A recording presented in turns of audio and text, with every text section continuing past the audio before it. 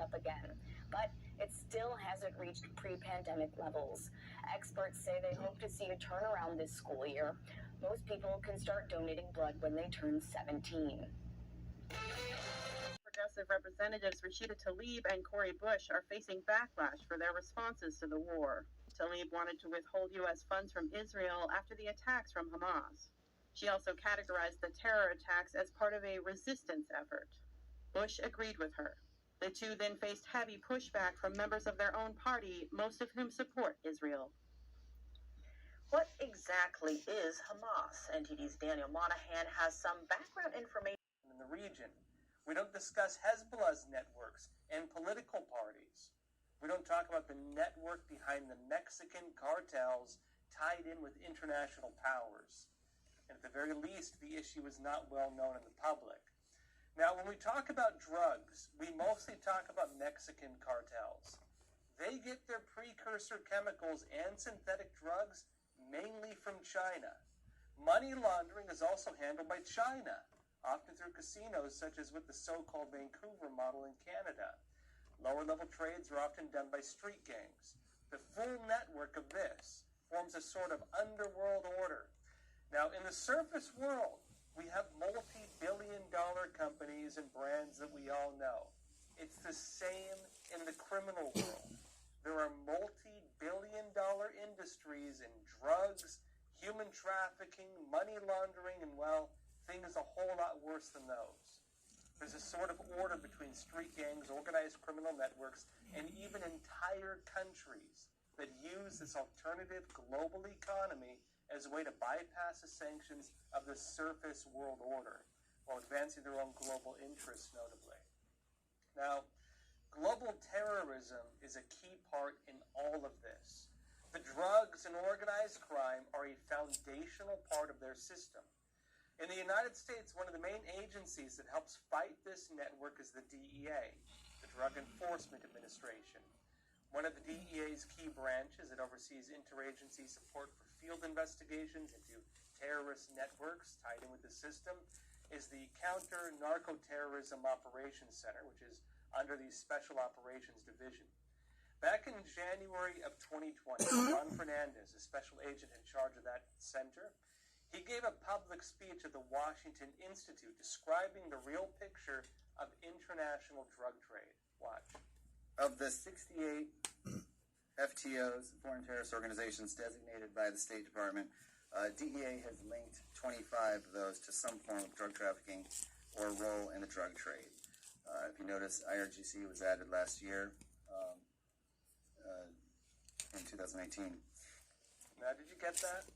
The U.S. State Department has defined 68 foreign terrorist organizations. These are most of the known and designated terrorist groups in the world. And 25 of them, which is almost half, are involved in the drug trade. If you look at the infographic shown in John Fernandez's speech, you'd also notice something interesting. Almost every group on that list is tied to either Iran or is a Maoist group with ties to the Chinese Communist Party. On the list of foreign terrorist organizations engaged in drug trafficking are names we're now seeing in news headlines around the terror attacks against Israel, including Hamas and Hezbollah. Now, as John Fernandez noted as well, they added the IRGC to that list in 2019. The IRGC is one of the main branches of Iran's military. So why is the military of a country listed as a foreign terrorist organization? A foreign terrorist organization which in this case plays a key role in the international drug trade. Well, it goes back to that alternative world order I mentioned. Let's call it a new underworld order in this case. In my own work as an investigative journalist, I've encountered many of these networks. When I was investigating CCP front operations, I found that Tongs, which are Chinese fraternal organizations throughout the United States and the world, they play a key role in the regime's operations to subvert the United States and other countries. Some of these have recently been referred to as these so-called Chinese police stations operating in the U.S. Under many Tongs are the triads, the Chinese mafia. And like most groups of this nature, whether it's the Mexican cartels or Hamas or many others, they often have both legitimate and illegitimate operations. For example, they might have humanitarian efforts. Some have hospitals, some do community outreach programs, but they also have the flip side. And they will use the legitimate side to gain access to people of power. With Chinese espionage and drug trade, the CCP has a government branch that uses them. It's the United Front Work Department. And this network engages in what's called leadership capture. They compromise our politicians. They invite business and university professors on trips to China. They attempt to co-opt and then compromise the systems and individuals who steer the nations. This forms the basis of CCP espionage and subversion. Now, similar systems exist for other countries as well. When I was researching CCP spy networks, one of the big questions I had was, why do they care about drugs? What are the uses of criminal networks? Well, part of that is destabilization. They can create crime. They can poison the youth of a nation. With fentanyl, they can kill more Americans every single year than we lost in the entire war in Vietnam. But even beyond this, it also creates a type of alternative economy and the entire system around that, which is outside international regulations and sanctions. Now, that alternative economy is not just money. Again, it's a system. It's people, it's businesses, it's institutions. One of the key interests for the CCP on a military level is to use that control of the drug trade to give them control of smuggling networks. It gives them access to people willing to break laws of a country. It gives them access to people who are willing to kill, and even to powerful figures who are willing to harm or betray the people of their own countries. When you combine those with smuggling channels, what does that mean? Well, it means they can bring whatever they want into a country without alerting the authorities. Think guns, think fighters, even types of weapons far worse than anything we've experienced. There's also deeper interconnections between various networks, including between terror groups and cartels that are otherwise not involved in these types of operations the other one is doing. The Wilson Center reported in 2018, for years, Hezbollah has had business links to drug cartels, especially in South America. Its operatives have helped move narcotics and laundered the proceeds of sales to finance its operations in Syria, as well as its terrorist wing. Now, a lot of this goes back to 2010, back when the war on terror was still going strong in the United States. It was one of the biggest topics we had. Business Insider reported this. Islamic terrorist groups are setting up shop in Mexico and forming alarming ties with the country's brutal drug cartels. The alert stemmed from a leaked Tucson Police Department memo from September of 2010. The memo noted that Hezbollah had established operations and even had large stockpiles of weapons in Mexico that included assault rifles, hand grenades, C4 explosives, and anti-tank munitions. Now, why would Hezbollah be in Mexico? Well, because of its proximity to the United States. In fact, that Tucson police memo said that Hezbollah's main goal is to cast out any form of Israeli rule and or occupation. Due to the U.S. political and financial support of Israel, Hezbollah regards our nation as a viable target. And that's the exact quote. Now, with this knowledge in hand, wouldn't the U.S. work to root out Hezbollah terror influence throughout Latin America? Well, they were. But it turned out that Barack Obama, when he was president, he put a stop to that. Politico reported in 2017 that Obama allegedly ended that whole investigation in order to strike deals with Iran. He let Hezbollah off the hook. However, the investigations into these organizations were reopened under President Donald Trump. In 2018, then Attorney General Jeff Sessions announced a transnational organized crime task force to target 5 groups of interest: MS-13, the CJNG, the Sinaloa cartel, the Clan de Golfo, and Hezbollah. The U.S. designated drug cartels, together with Hezbollah, as the greatest threats we face. Because of how intertwined cartel drug trafficking and Hezbollah's terrorism is. Now, understand what's happening in this country right now, and understand how this relates to what is happening in the broader world. We're already in an undeclared war with the Chinese Communist Party. In fact, the Chinese Communist Party openly declared a people's war on the United States. We're already in a proxy war with Russia over Ukraine. China and Russia have a no-limits agreement signed right before the whole invasion of Ukraine. And war with either of them is war with the bloc of nations they command. As I mentioned previously and exposed on my documentary, The Final War, last year, the CCP has an agenda. Leaning groups cheering on the Hamas terror group. For example, you have BLM coming out in support with pro-Palestine messages. What's the connection?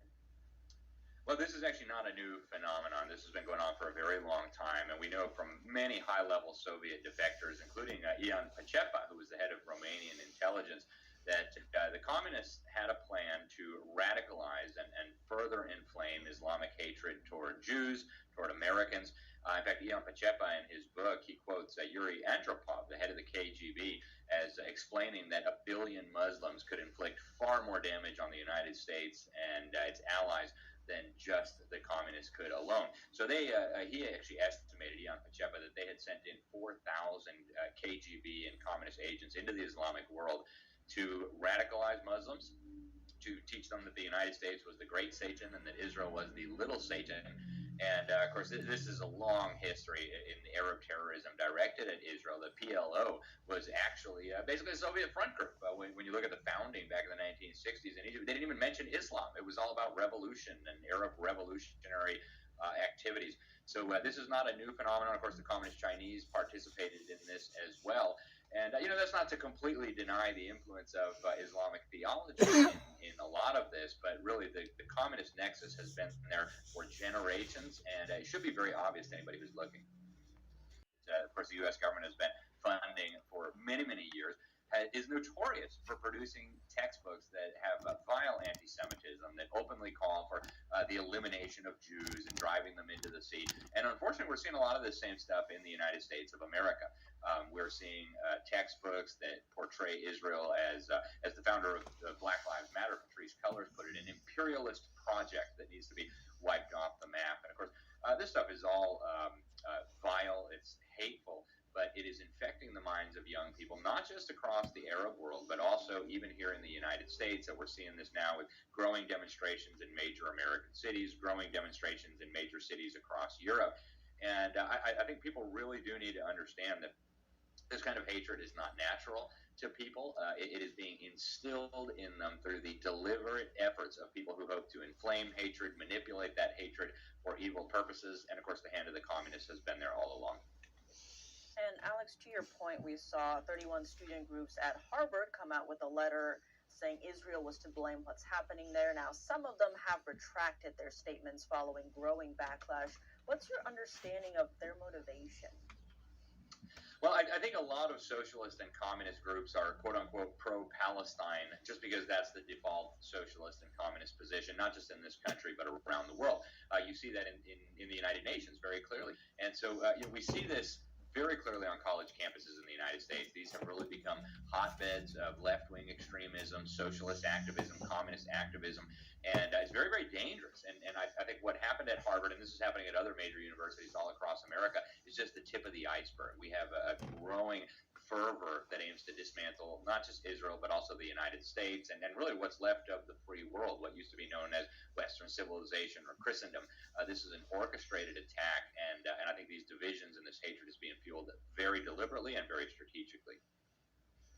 And speaking of those divisions, even in the case of Harvard, we're seeing thousands of students, alumni, faculty pushing back in their own letter with all of these divisions we're seeing across campuses and society. How do you see this playing out? Well, I think these divisions are going to continue to fester. The hatred is going to be continually inflamed. And one of the things that we see the communists have been trying to do in this country for generations is actually foment division for division's sake, right? As the Bible says, a kingdom divided against itself cannot stand. The more issues they can divide Americans on, the more issues they can fracture our population on, the easier it is to take over. But I think what happened in Israel, and there are obviously very real questions about how these terrorists were able to infiltrate one of the most secure borders on the face of the planet. I've been in communication with people, current and former, from IDF, intelligence, suggesting that something catastrophic had to have happened here to allow that to happen. This is one of the most heavily guarded borders on the planet. It's filled with every kind of sensor you can imagine. But all that aside, we have a very similar problem on our southern border, which is not defended at all. And we have now, we know, they've been caught repeatedly. I've spoken with some of the top leaders, former from the previous administration on Border Patrol. We've got special operations troops coming in from the People's Liberation Army. We've got jihadists coming in. We've got people who are on our terrorist watch list. What just happened in southern Israel, I think, could be a foretaste of what we can expect in this country if we don't put a stop to this. And as we've seen with these demonstrations in our cities, there's going to be a major faction of the American population that will likely side with the people who hope to destroy this country. So we are in great danger. Israel is in great danger, and people need to understand that there's so much more going on behind the scenes than what we're seeing and than what's being reported in the media. Had upheld large capacity magazine restrictions since the Supreme Court ruled, and that a decision to the contrary would threaten public safety. The judges, appointed by Democratic presidents, wrote, if a stay is denied, California will indisputably face an influx of large capacity magazines like those used in mass shootings in California and elsewhere. 4 judges appointed by Republican presidents dissented. Could California ban employees? We see the threat tag This being country's created going for to the parents who are dogs. protesting at school board meetings. So this certainly is